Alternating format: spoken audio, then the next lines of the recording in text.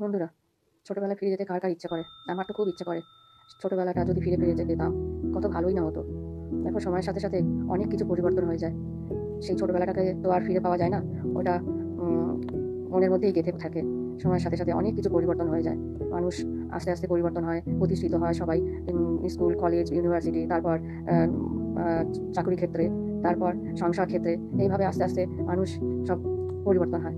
তারপর বৃদ্ধা অবস্থা, বৃদ্ধা হয়ে যায় মা বাবা। তারপর আমরাও আস্তে আস্তে বৃদ্ধার দিকে পা বাড়াতে থাকি। হুম তাই এইভাবেই সংসার জীবন চলতে থাকে আমাদের সবার। যাই হোক, আসল কথায় আসি। ছোটবেলায় মানে কিছু স্মৃতি তুলে ধরলাম। মাঝে মাঝে খুব ইচ্ছা করে ছোটবেলার দিনগুলো মানে ঘেটে ঘেটে দেখতে। জানি না কত বছর বয়সে গিয়েছিলাম, তখন কত বছর বয়স ছিল সেটাও জানি না। মা বাবা, তারপরে আমাদের এক কাকিমা ছিল সাথে, সবার সাথে ঘুরতে গিয়েছিলাম কন্যাকুমারীতে। এইটুকু স্মৃতিই আছে আমার কাছে তোলা। আর কোনো স্মৃতি নেই, স্কুলের স্মৃতি নেই কোনো। আর কোনো স্মৃতি আমার কাছে নেই। এটাই ঘেটে ঘেটে দেখি। তারপরে ছোটবেলায় কিছু গল্প শুনতে থাকি মাঝে মাঝে মা মাসিদের কাছে। এটাই শুনি, শুনতে খুব ভালো লাগে ছোটবেলার গল্পগুলো। যাই হোক, সবাই দেখতে থাকো আমার এই ছোটবেলার কিছু ক্লিপস দিলাম।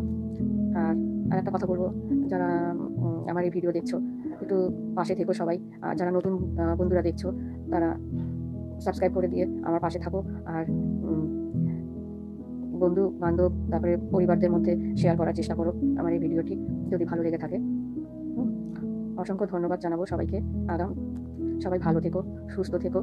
আর সবার ছোটবেলার দিনগুলো কেমন কাটলো একটু জানিও কমেন্ট করে। আমার খুব শুনতে ইচ্ছা করে কার কার ছোটবেলার কি কেমন, কার কি কেটেছে সেটাই। ব্যাস এটুকুই বলবো। আর আমার ভিডিওটি দেখতে থাকো।